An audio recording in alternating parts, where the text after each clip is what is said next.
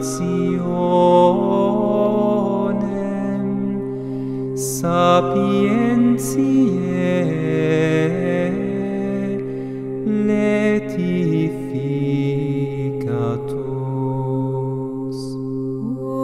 Undellaus tibi sit, qui sonus laudis, et gaudium vitae spes et honor fortissimus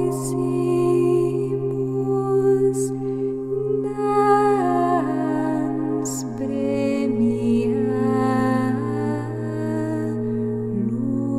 lucis.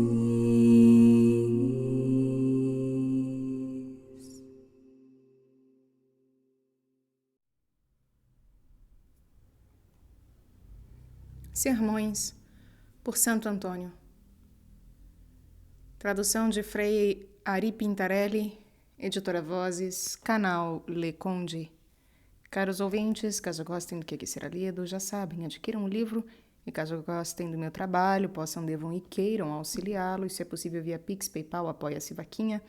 Os links estão todos no descritivo, há também link para a lista de desejos da Amazon e também para o Seja Membro. Muito obrigada pela presença.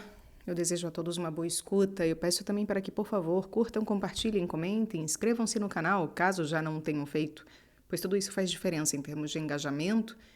E também peço para que, por favor, orem por mim a Deus, nosso Senhor. Que Deus vos abençoe, vos guie e vos guarde, meus caros. Seguimos para o 7º domingo depois de Pentecostes. Temas do sermão. Evangelho do 7º domingo depois de Pentecostes. Havia uma grande multidão com Jesus. Divide-se em 3 partes. Primeiramente, sermão sobre a infusão da graça, sobre a pregação e sobre a humildade da mente, enquanto o arpista tocava, cantando. Parte 1. Sermão sobre a fome de Samaria.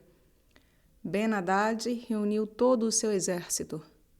Sermão alegórico e moral sobre a pequena cidade, sitiada por um grande rei, com aquilo que segue. E qual seja o seu significado? Havia uma pequena cidade. Sermão sobre os 5 livros de Moisés, sua interpretação e seu significado. Sermão moral sobre o átrio, a porta, o centro e o oráculo do templo. Sobre os 4 cavalos e o seu significado. Recebemos, ó Deus, a tua misericórdia. Parte 2. Sermão sobre Naamã, o leproso, que se lavou 7 vezes no Jordão, e os vários significados. Eliseu disse a Naamã. E parte 3. Sermão alegórico e moral sobre Eliseu, sobre a ressurreição do filho da Sunamita e sobre o significado dos tempos. Eliseu levantou-se e seguiu a Sunamita. Exórdio. Infusão da graça no coração do pregador. Naquele tempo, havia com Jesus uma grande multidão que não tinha nada para comer. Lemos no 4º livro dos Reis. Enquanto o arpista tocava, cantando, a mão do Senhor desceu sobre Eliseu, que anunciou: Isto diz o Senhor, cavai vários fossos no leito desta torrente, porque eis o que diz o Senhor. Vós não ouvireis vento, nem vereis chuva, e, no entanto, este leito encher-se-á de águas, e bebereis vós, e vossas famílias, e vossos animais. Quando o arpista, isto é, o Espírito Santo, que é perfeito arpista de Israel, canta no coração do pregador, então sobre Eliseu, isto é, sobre o próprio pregador, desce a mão do Senhor, que infunde o dom do poder, operando com ele todas as empresas às quais porá a mão. A mão do Senhor veio sobre mim, diz Ezequiel. Se este divino arpista não cantar antes, a língua do pregador torna-se muda. Porém, se cantar, então o pregador poderá dizer ao povo ao qual prega: cavai vários fossos no leito desta torrente, etc. A torrente chama-se assim porque no verão seca e fica sem água. O latim torrens significa torrente ou tórrido. A torrente representa o pecador, no qual, quando seca a seiva da graça, desaparecem as obras boas. Diz Zacarias: porventura não é este um tição que foi tirado do fogo? O tição, assim o chama o povo, é um pedaço de madeira acesa pelo fogo, e é a figura do pecador, que o Senhor, com a mão da sua graça, tirou do fogo da luxúria.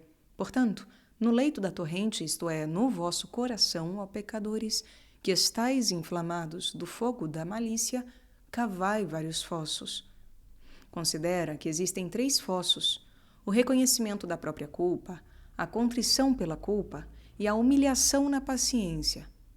Do reconhecimento da culpa fala Ezequiel: Filho do homem, escava a parede, porque o Senhor está pronto a entrar se encontrar uma abertura, ainda que mínima, isto é, se tu reconheces a tua culpa. Eis, diz a esposa do Cântico dos Cânticos, eis, ele está atrás de nossa parede, pronto a entrar se encontrar uma abertura. E continua: o meu amado pôs sua mão pela abertura da porta e meu corpo estremeceu com o ruído que ele fez. Pela abertura, isto é, por meio do reconhecimento de nossa culpa, introduz-se a mão da graça divina. E o seu ruído, o nosso corpo, isto é, a nossa mente carnal, tem um estremecimento. Temor e espanto me invadem, porque a mão do Senhor me tocou. A terra comoveu-se e estremeceu. E Saulo, a tremer e atônito, disse: Senhor, que queres que eu faça? Do fosso da contrição, diz Isaías: mete-te entre as rochas e esconde-te num fosso da terra diante do terror que incute o Senhor e diante do esplendor de sua majestade. Mete-te com a fé entre as rochas, isto é, nas chagas de Jesus Cristo, e esconde-te num fosso da terra, isto é, na contrição do coração que te protegerá diante do terror, aquele terror que tem os filhos do mar deste mundo, e diante do esplendor da sua majestade, isto é, daquele poder superior, mediante o qual todo o poder humano será destruído. Acerca do fosso da paciência, no Antigo Testamento foi ordenado que junto ao altar fosse escavado um fosso de 1 côvado para depositar ali as cinzas do sacrifício. E Gregório comenta: se no altar do nosso coração não existir a paciência, o vento que vier dispersará o sacrifício das boas obras. Onde não se perde a paciência, conserva-se a unidade.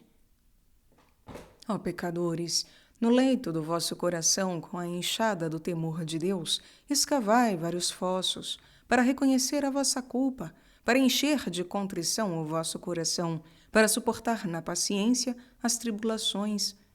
Isto diz o Senhor: não ouvireis vento, nem vereis chuva, e todavia este leito encher-se-á de águas. Como se dissesse: privado da consolação humana, o coração do pecador será enchido com as águas da graça septiforme, os 7 dons do Espírito Santo, da qual bebereis vós, vossas famílias e vossos animais. Eis quão abundante é a graça do Senhor, da qual bebem a alma e a família, isto é, todos os sentimentos da alma, e também os animais, isto é, os sentidos do corpo, que bebem essa graça quando colaboram com a alma para realizar o bem. Ou então bebem homens e animais, isto é, justos e pecadores, os doutos e os simples. Essa é a grande multidão que o Senhor saciou com os 7 pães.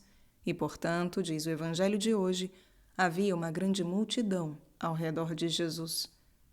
Presta atenção que neste Evangelho são postos em evidência 3 fatos.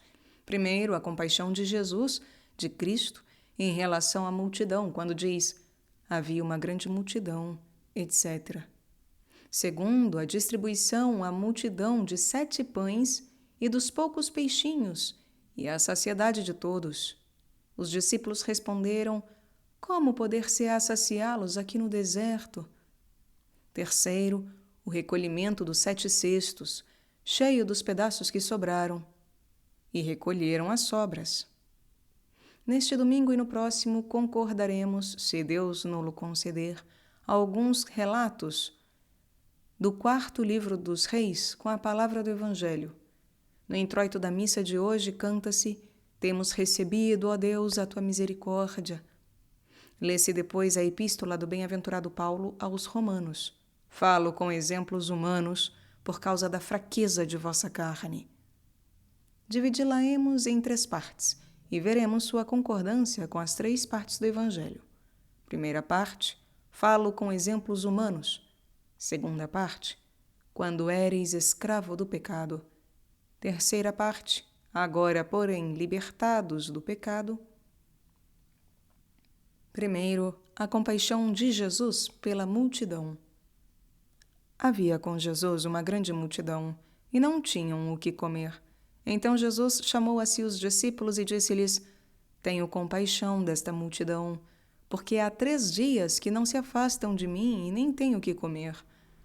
Se os despedirem em jejum para suas casas, desfalecerão no caminho, porque alguns vieram de longe.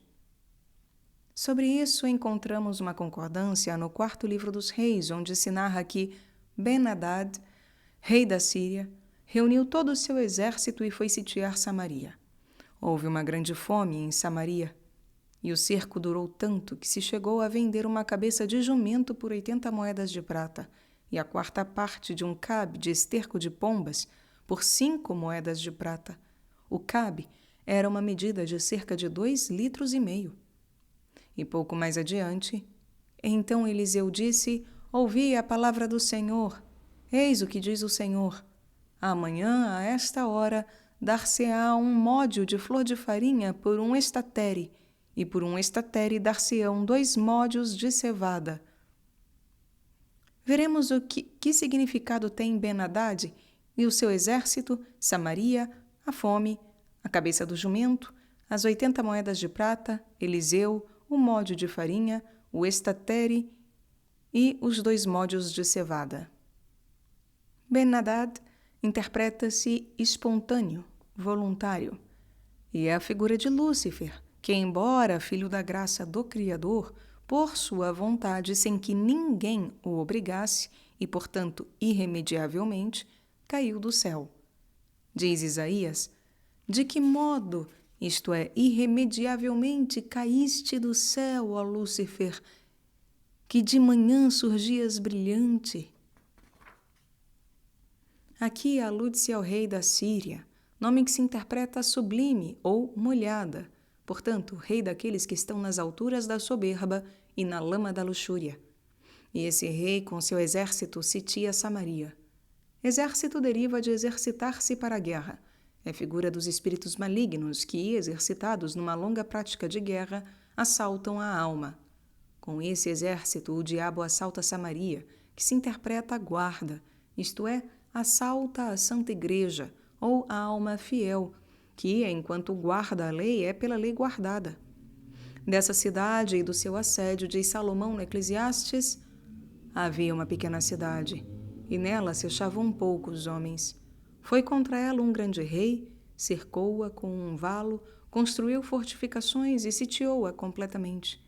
Nela encontrava-se, porém, um homem pobre e sábio, que com sua sabedoria salvou a cidade.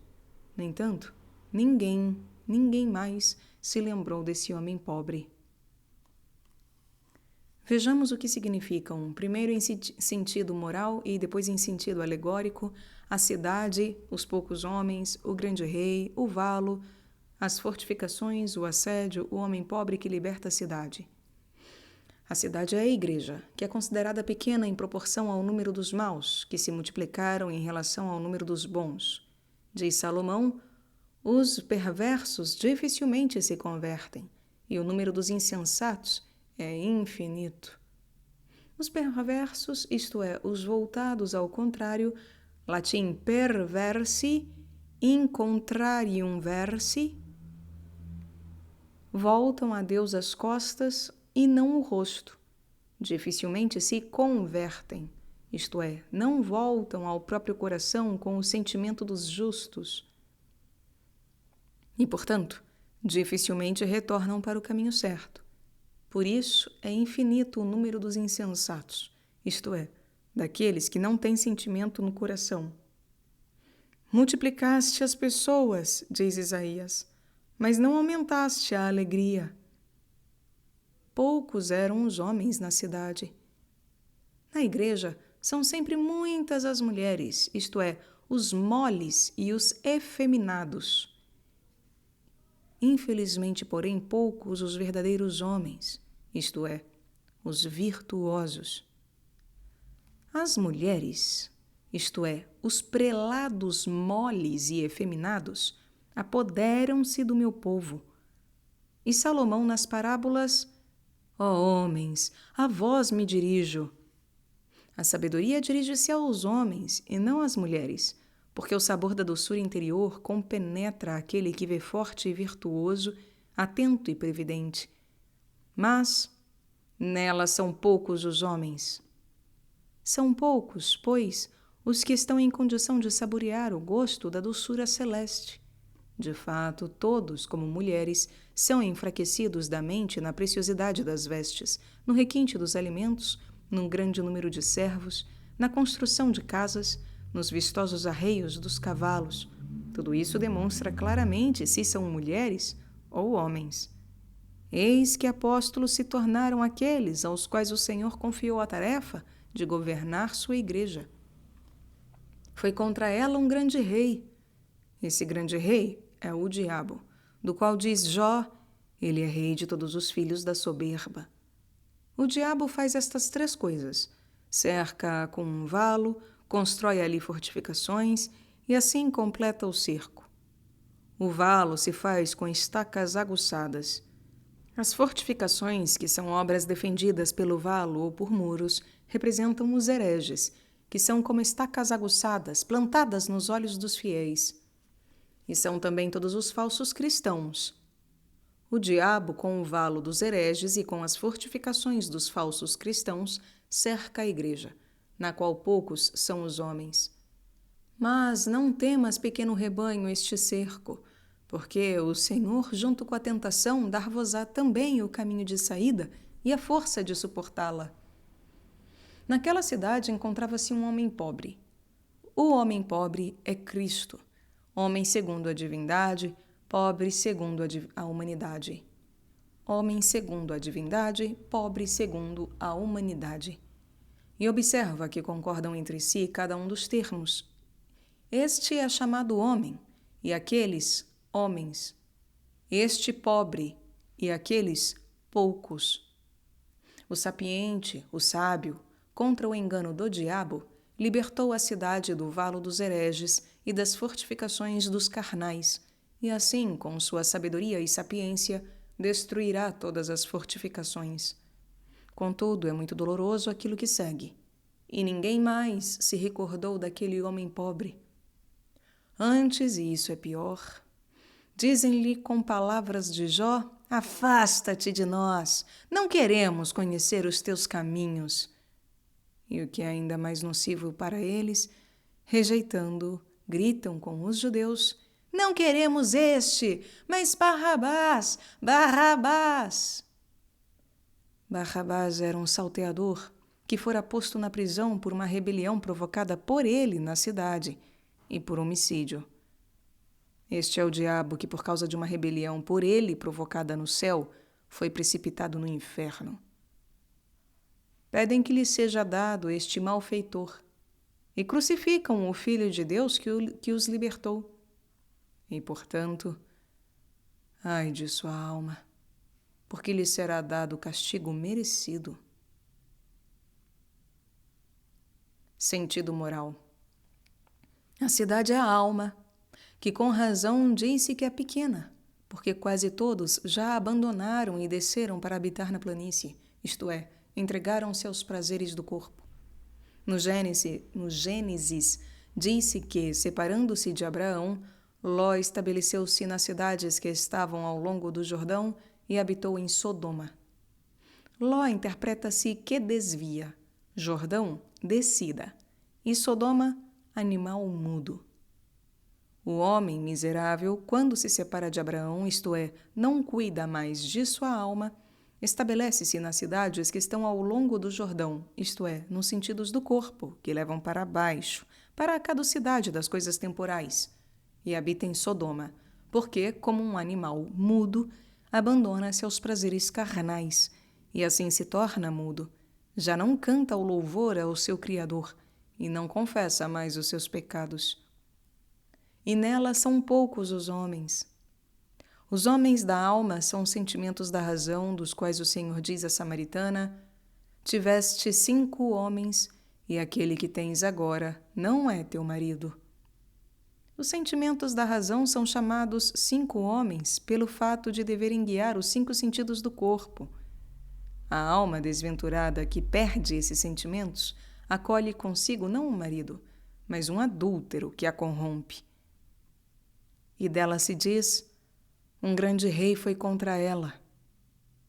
Esse grande rei é o apetite carnal, ou dos sentidos. Diz Salomão no Eclesiastes: ai da terra cujo rei é um menino puer, e cujos príncipes comem desde manhã. Observa que o apetite carnal é chamado grande e menino. Grande, porque inicia coisas grandes e impossíveis. Menino, porque é privado de ponderação e de discrição. E por isso, ai da terra, isto é, o corpo, que não tem tal rei, ou cujos príncipes, isto é, os 5 sentidos do corpo, comem desde manhã cedo, isto é, desde a infância, para contentar a gula e a entregar-se à luxúria. Como diz Salomão, aquele que desde a infância cria seu filho nas delicadezas, no fim ele se tornará descarado e arrogante. Esse grande rei cerca a alma com as estacas aguçadas dos instintos naturais, levanta ao redor dela as fortificações dos maus pensamentos e dos prazeres carnais, e assim coloca-o sob o cerco. Eis, conforme está escrito no 4º livro dos Reis, de que modo a Santa Igreja, ou também a alma fiel, é mantida sob cerco por Ben-Hadad, rei da Síria. Mas venha o verdadeiro Eliseu e liberte a Igreja. Venha o pobre, o homem pobre, isto é, a graça do Espírito Santo, que é chamada pobre, porque mora espiritualmente com os pobres, e com os simples está a sua conversão, e liberte a alma de tão cruel cerco. Infelizmente, porém, é muito doloroso aquilo que segue. E ninguém mais se recordou daquele pobre. Por isso diz o Gênesis que, quando a situação mudou em seu favor, o copeiro do rei esqueceu-se daquele que lhe havia interpretado o sonho. O sucesso contínuo nas coisas deste mundo é claro indício de eterna condenação. Gregório. Voltemos agora ao nosso assunto. Ben-Hadad, rei da Síria, cercava Samaria, e na cidade houve uma grande fome, e foi cercada por tanto tempo que uma cabeça de jumento era vendida por 80 moedas de prata. Quando a igreja ou a alma é cercada pelo diabo, pouco a pouco é subtraído o alimento da graça. Uma vez subtraído, entra na igreja uma grande fome, isto é, um ardente desejo de coisas temporais. E dessa fome diz-se no Gênesis que ela sobreveio sobre toda a terra, e então os filhos de Jacó desceram para o Egito para comprar trigo. Já que por causa dos nossos pecados veio a faltar o alimento da graça, todos desejam avidamente as coisas temporais, e não o alimento da alma, mas o do corpo. E no Egito procuram os próprios interesses, não os de Jesus Cristo.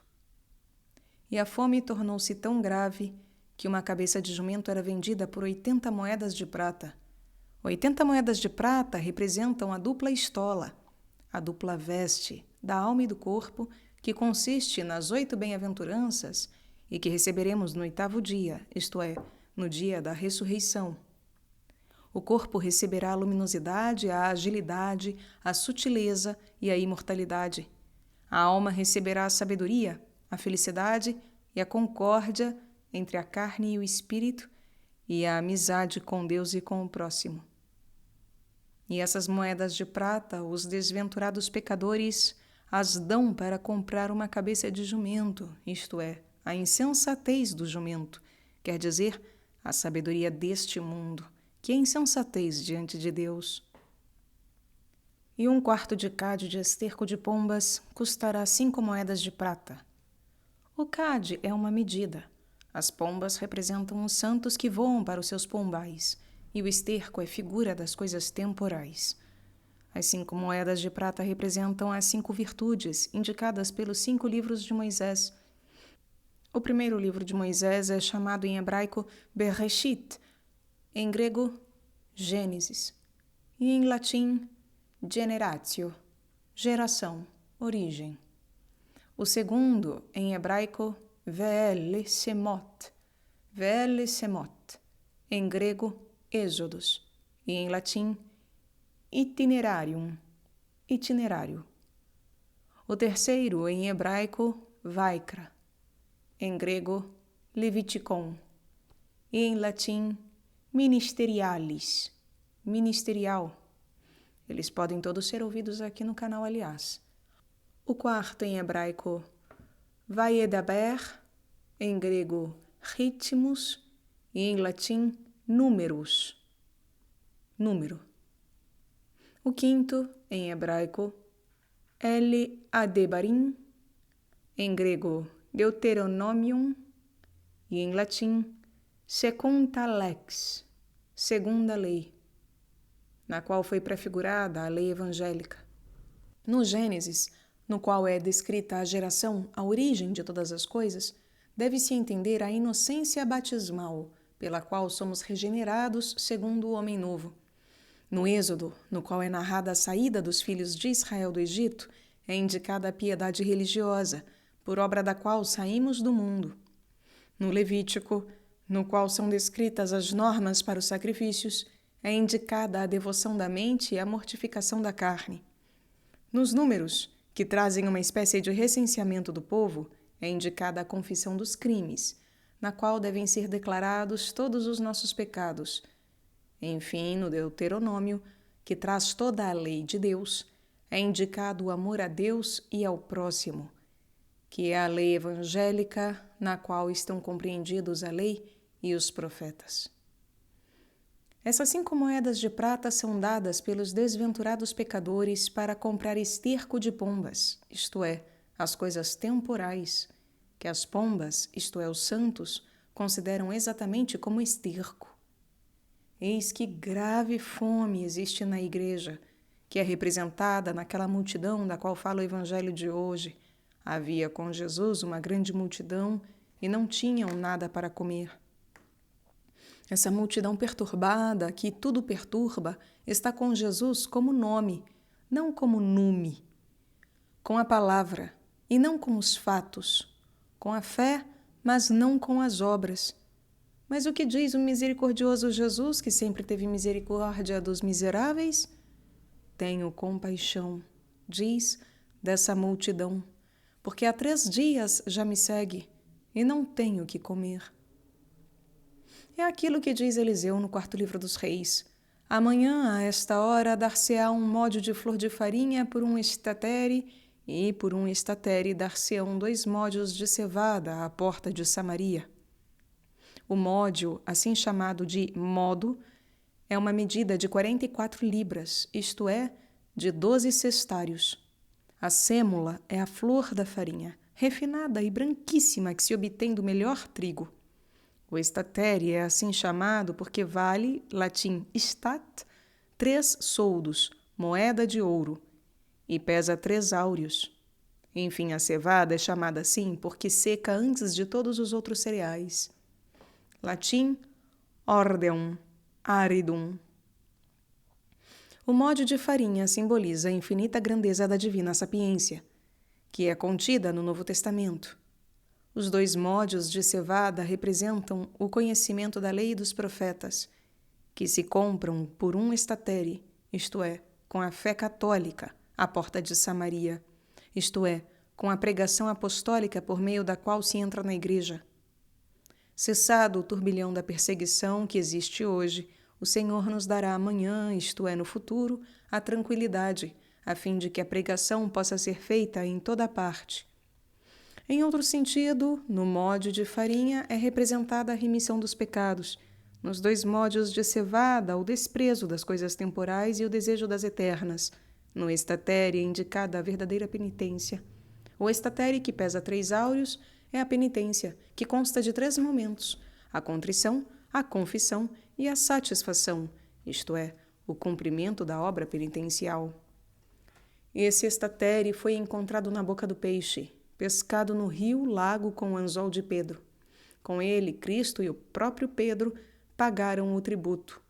O peixe é o pecador que, com o anzol da pregação, é tirado para fora do rio dos prazeres mundanos e em cuja boca foi encontrado o estatere da penitência, que liberta a alma e o corpo do tributo da culpa e da pena da geena. Portanto, o pecador que, dando 85 moedas de prata, costumava comprar uma cabeça de jumento e esterco de pombas, com o único estatere da penitência, pode comprar um mode de farinha puríssima, isto é, a graça da remissão, pela qual Deus perdoa o pecado, e 2 modes de cevada, de maneira a estar em condições de desprezar o esterco, isto é, as coisas temporais, e desejar as eternas. Eis quão grande é a misericórdia do nosso Redentor, que diz: tenho compaixão desta multidão, porque há 3 dias já que me segue. Os 3 dias e o estatere, que vale 3 áureos, significam a mesma coisa. E sobre tudo isso tens a concordância no 4º livro dos Reis, onde Eliseu diz a Joás: fere a terra com a flecha. E ele a feriu 3 vezes. Joás interpreta-se que espera, e representa o penitente que espera na misericórdia do Senhor, a cuja ordem fere 3 vezes a terra do seu corpo com a flecha da penitência. Aqueles que realizam esse tríduo, isto é, que esperam no Senhor, o Senhor não os despede em jejum para suas casas, antes sacia-os com o módio de farinha puríssima e os 2 módios de cevada, para que não desfaleçam no caminho. Alguns deles, diz, vieram de longe. O filho pródigo veio de longe, do país da dessemelhança, onde havia perdido a semelhança com Deus. De quanto mais longe o pecador retornar ao Pai, com tanto maior misericórdia é por ele ouvido. Diz Lucas: quando ele ainda estava longe, seu pai o viu, ficou movido de compaixão e, correndo, lançou-lhe os braços ao pescoço e o beijou. O filho lhe disse: Pai, pequei contra o céu e contra ti. Já não sou digno de ser chamado teu filho. Com razão, pois, disse o Senhor: tenho compaixão desta multidão. E de sua compaixão tens uma clara confirmação no introito da missa de hoje. Recebemos, ó Deus, tua misericórdia no meio do teu templo. Considera que no templo existem 4 partes: o átrio, a porta, o centro e o oráculo, a cela da oração. Alguns estão no átrio. Estes são os falsos irmãos. Alguns estão sobre a porta, e são aqueles que se converteram recentemente. Alguns estão ao centro, e são os proficientes. No oráculo estão os perfeitos. Todos estes são representados também nos 4 cavalos do Apocalipse, vistos por João. Vi um cavalo amarelo e um cavalo preto, e quem o montava tinha na mão uma balança. E um cavalo vermelho, e ao que o montava foi-lhe dado o poder de tirar a paz da terra e uma grande espada. E vi um cavalo branco, e o que estava montado sobre ele tinha um arco. O cavalo amarelo representa os falsos irmãos, simuladores e astutos, que provocam sobre si a ira de Deus. Estes estão no átrio, do qual diz o Apocalipse: o átrio que está fora do templo, deixa-o de lado e não o meças. Os hipócritas falsos serão lançados fora da cidade de Jerusalém, quando será fechada a porta, eles que não mediram com a medida da verdade. Átrio deriva de antro, porque o átrio se chama propriamente cozinha, ou também latrina, ou descarga. De fato, os hipócritas, já que agora cozinham tão bem, isto é, afligem a carne na cozinha de uma simulada santidade, serão depois lançados fora na descarga do fedor eterno. O cavalo preto representa os convertidos recentemente, os quais, deposto o falso candor do mundo, vestem a negrura da penitência. Estes, nas lamentações de Jeremias, dizem: nossa pele queimou-se como um forno. Realmente, a pele do corpo mortificado é como que queimada pelo fogo da contrição e pelo sofrimento das obras penitenciais. Estes devem ter na mão a balança.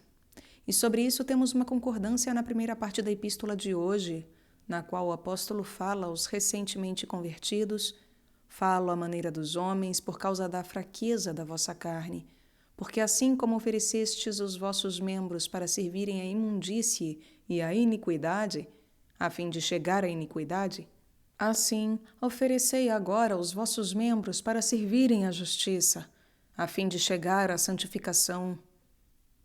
Falo à maneira dos homens, isto é, digo-vos coisas fáceis. Deveria dizer algo muito mais difícil, mas não as digo por motivo de fraqueza da vossa carne, isto é, que provém de vossa carne. Como oferecestes vossos membros para servirem à imundície, etc. Comenta Agostinho: se não nos pusermos a serviço da justiça com um esforço maior, tenha-se ao menos o esforço que se usava a serviço da injustiça.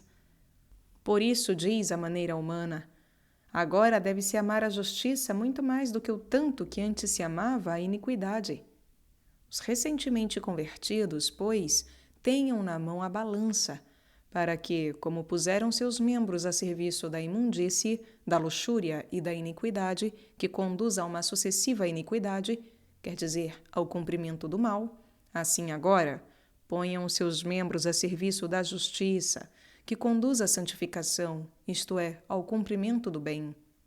Estes ficam à porta do templo, e dela João diz no Apocalipse: olhei, e eis que vi uma porta aberta no céu. A porta aberta é a misericórdia de Deus, sempre pronta a receber os penitentes.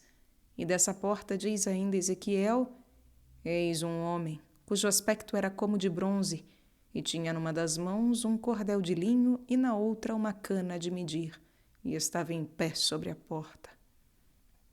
Esse homem é a figura do penitente, cujo aspecto é como de bronze.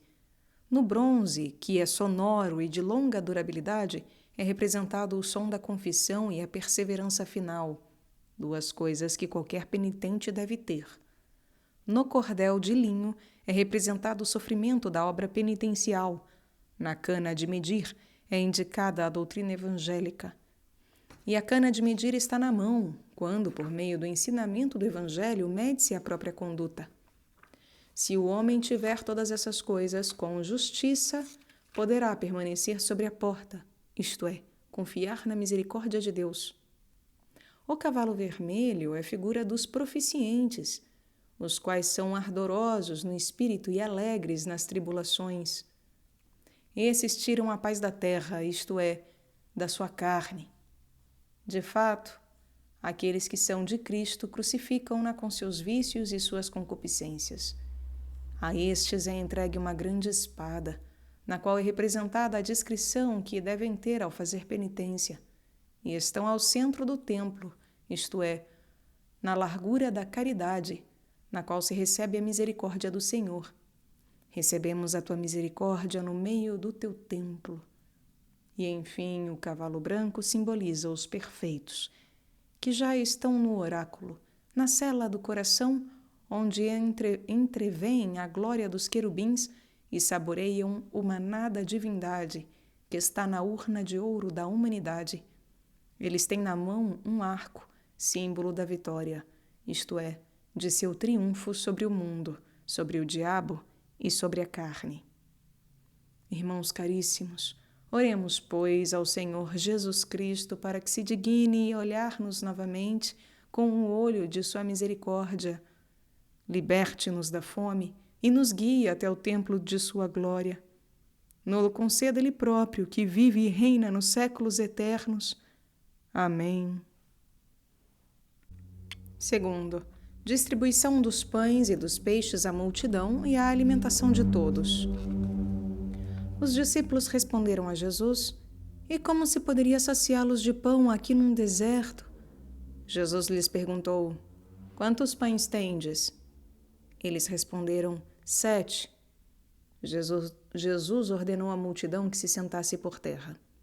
Tomados então os 7 pães, deu graças, partiu-os e os deu aos discípulos para que os distribuíssem, e eles os distribuíram à multidão. Tinham também uns poucos peixinhos. Abençoou também aqueles e ordenou que os distribuíssem. E todos comeram e ficaram saciados. Concorda com tudo isso aquilo que lemos no 4º livro dos Reis, onde Eliseu disse a Naamã, o leproso: vai, lava-te 7 vezes no Jordão, e tua carne será curada, e ficarás limpo da lepra. Naamã desceu ao Jordão, lavou-se 7 vezes, conforme a palavra do servo de Deus, e sua carne tornou-se como a carne de uma criança, e ele ficou limpo. Os 7 pães e as 7 abluções no Rio Jordão significam a mesma coisa. Naamã interpreta-se esplêndido, e a figura do homem que, num primeiro momento, foi esplêndido pela beleza da graça, mas depois, pela torpeza do pecado, tornou-se leproso. Leproso vem do grego lepros, escamoso, escamas produzidas pela sarna e que causam um grandíssimo prurido. Leproso é aquele sobre o qual o veneno dos maus pensamentos, lacerada a pele do temor de Deus, degenera na lepra do mau comportamento, e quanto mais se esfrega com a mão dos maus hábitos, tanto mais o prurido se acende e a dor aumenta. A esse leproso Eliseu, isto é, Jesus Cristo, diz: vai e lava-te 7 vezes no Jordão. Jordão interpreta-se rio do juízo e indica a confissão, na qual, como um rio, o homem se lava, enquanto se julga digno da condenação. Para merecer a cura, deve lavar-se no Jordão as 7 vezes das quais o apóstolo fala na 2ª carta aos Coríntios. Vede o que produziu em vós essa tristeza, segundo Deus. Quanta solicitude operou em vós, que defesa, que indignação, que temor, que desejo, que zelo, que vingança. A tristeza, assim chamada porque divide-se em 3 partes, indica a penitência, que consiste na contrição do coração, na confissão da boca e na obra penitencial de reparação. E essa tristeza é segundo Deus, e portanto opera a salvação, isto é, produz as obras que levam à salvação, quer dizer, a solicitude em reparar um mal feito. Marta, Marta, diz o Senhor, tu estás solícita e te preocupas de muitas coisas. Mas também há defesa. Defender significa proteger. Quando na confissão nos pomos a nu, nós nos protegemos. Se tu te descobrires, diz Agostinho, Deus te cobre. Quando nos acusamos, na realidade nos defendemos. Mas também há indignação contra nós mesmos pelo mal que fizemos. Diz Ezequiel, e eu me fui cheio de amargura na indignação do meu espírito. Mas também o temor que no futuro se repita a mesma coisa. Chama-se temor a preocupação de não negligenciar nada do que se deve fazer. Portanto, diz-se tímido, porque teme por muito tempo. Latim, timete Dio. O temor é um sofrimento que entra na mente quando no exterior se verifica uma determinada circunstância. O temor casto é aquele que a alma tem de perder a graça, por meio da qual nela foi destruído o prazer de pecar, que teme ser abandonada, mesmo que não a puna com nenhum tormento. Mas também o desejo de progredir para o melhor. Desejar quer dizer cobiçar avidamente. O desejo dirige-se às coisas ausentes e ainda não obtidas. De fato, narra-se no 2º livro dos Reis que Davi tinha uma grande vontade de água e dizia: "Oh, se alguém me desse a beber água da cisterna que há em Belém." Assim também o penitente deve cobiçar a água daquele rio do qual fala João no Apocalipse. O anjo mostrou-se um rio de água viva, límpida como o cristal. Essa água está em Belém, nome que se interpreta Casa do Pão, isto é, encontra-se o banquete da vida eterna, e está junto à porta, isto é, junto a Cristo, a Jesus Cristo. E ninguém pode tirar dessa água senão por meio dele. Ninguém pode ir ao Pai senão por mim. Mas também o zelo para imitar a vida dos santos. Aspirai, pois, aos dons melhores, mas também a vingança. A esse propósito, como se lê em Lucas, uma viúva importunava diariamente o juiz: "Faze-me justiça contra o meu adversário." A viúva é figura da alma, que interpela repetidamente o juiz, isto é, a razão para que faça justiça contra seu adversário, isto é, o apetite carnal, que está sempre em luta contra a alma. Esse é o juiz, que não traz em vão a espada da discrição, atrás para louvar os bons, isto é, os bons sentimentos, e para punir os malfeitores, isto é, os carnais. Se o apetite carnal for lavado 7 vezes no Rio Jordão, é purificado de toda a lepra do pecado e saciado com os pães da graça septiforme, dos quais no Evangelho de hoje se diz: tomado os 7 pães, deu graças, partiu-os, etc. Mas presta atenção que antes de serem saciados com os 7 pães, foi ordenado a todos que se sentassem por terra. Quem deseja ser saciado com os mencionados 7 pães, é necessário que antes se sente por terra, isto é, pise e humilhe a própria carne. Realmente, lemos no 4º livro dos Reis que Naamã levou consigo um pouco da terra de Israel para prostrar-se sobre ela e assim adorar o Deus ao qual aquela terra pertencia. Assim o justo, enquanto se encontra sobre a terra do seu corpo, pisa-a com a virtude da discrição, adora a Deus em espírito e verdade. Observa também que, com os 7 pães, Jesus abençoou também alguns peixinhos e mandou que fossem distribuídos àqueles que estavam sentados. Os peixinhos simbolizam a pobreza, a humildade, a paciência, a obediência, a lembrança da paixão de Jesus Cristo. Todas essas virtudes devemos acompanhá-las com os 7 pães, para achá-las e senti-las mais agradáveis. Com esta segunda parte do Evangelho concorda a segunda parte da Epístola. Porque, quando éreis escravos do pecado, estivestes livres quanto à justiça. Que fruto tirastes, então, daquelas coisas de que agora vos envergonhais, hã? Estas palavras o apóstolo as dirige aos pecadores convertidos que, antes de se sentarem por terra, antes de lavarem-se 7 vezes no Jordão, antes de serem saciados com 7 pães, tinham sido escravos do pecado e livres quanto à justiça, isto é, fora do domínio da justiça. De fato, quem é escravo do pecado subtrai-se por si mesmo à liberdade da justiça. Que fruto tirastes então? Diz o apóstolo. A vergonha, diz Santo Agostinho, é a parte mais importante da penitência. Enrubescem, envergonham-se os penitentes por terem sido leprosos. Envergonhem-se por terem cometido aquelas coisas que não produziram frutos, mas morte.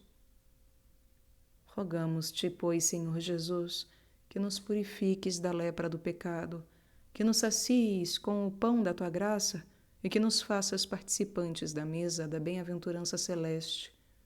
Nolo concedas tu, que és bendito nos séculos dos séculos. Amém. Terceiro, o recolhimento dos 7 cestos.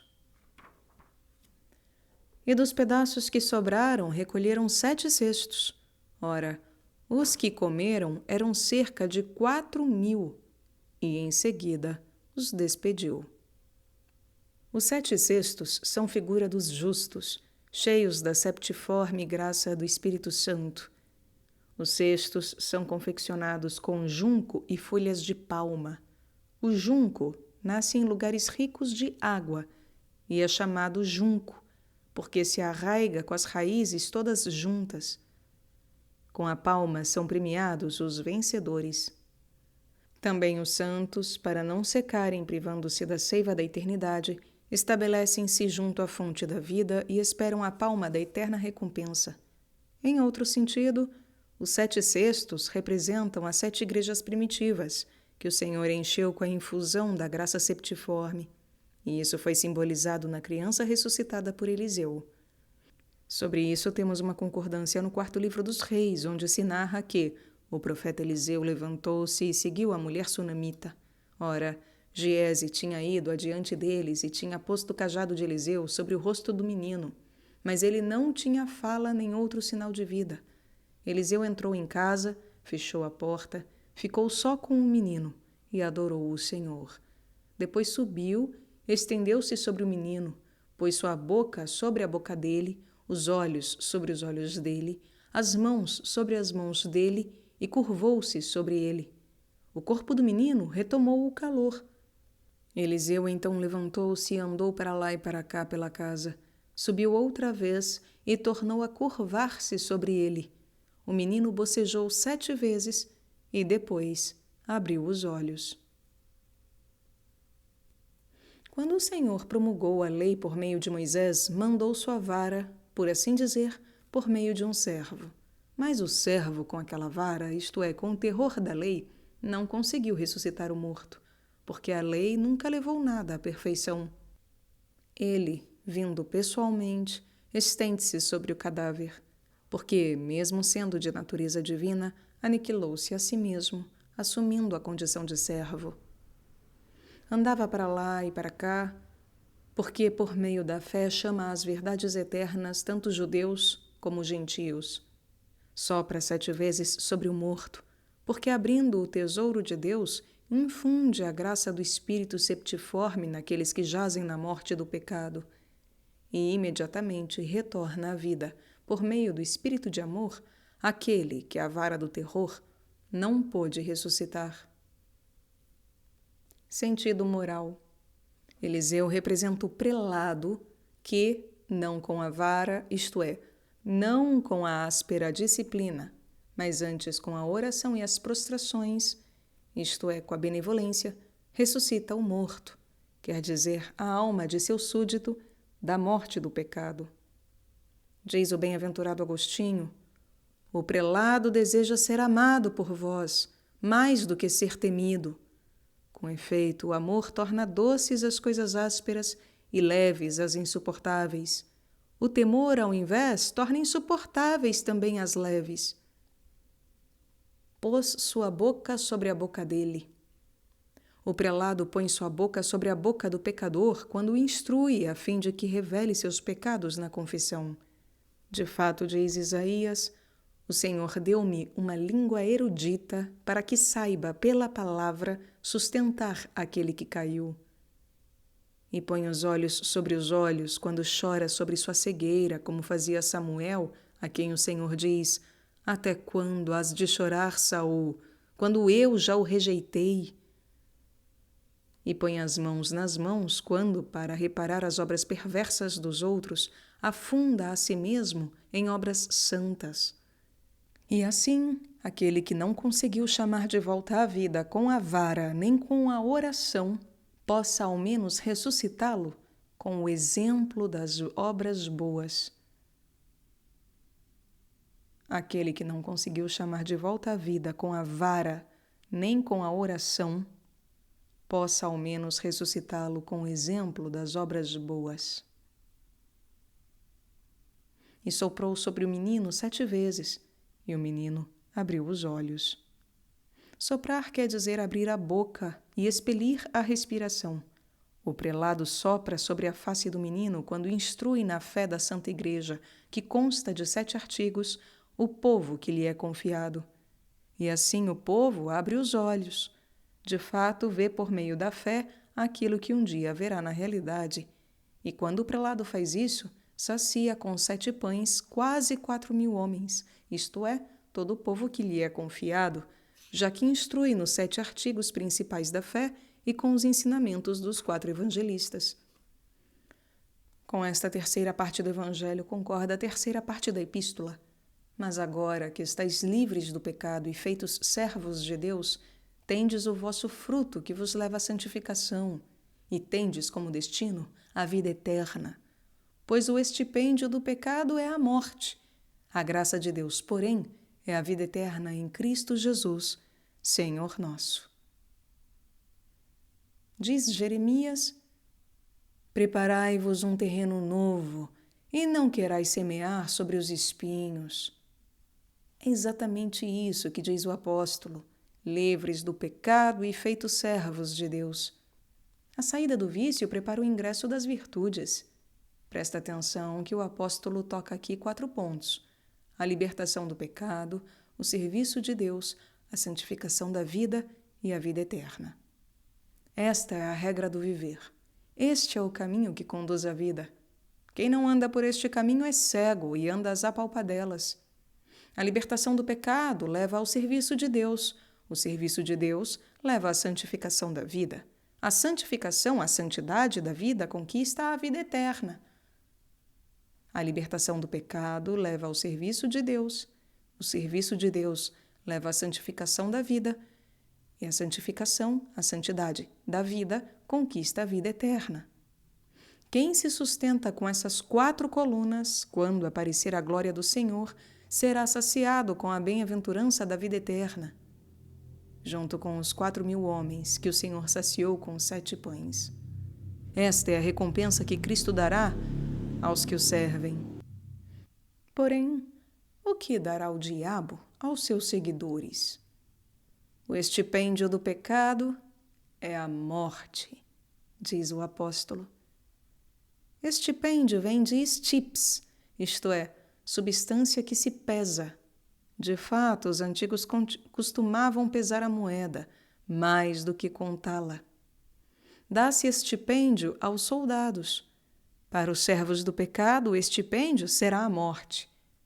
Aos que estão livres do pecado e aos servos de Deus, porém, será dada a sua graça, com a qual merecerão a vida eterna em Cristo Jesus, Senhor nosso, ao qual é dada a honra e a glória. Irmãos caríssimos, roguemos ao Senhor que, assim como se dignou saciar 4.000 homens com 7 pães, nos fortaleça com as 4 virtudes cardeais, nos vivifique com a infusão da graça septiforme, para que possamos chegar a Ele, que é vida e pão dos anjos. Nolo conceda Ele próprio, que é digno de louvor, glorioso, esplêndido e excelso pelos séculos eternos, e todo o Espírito responda: Amém. Aleluia.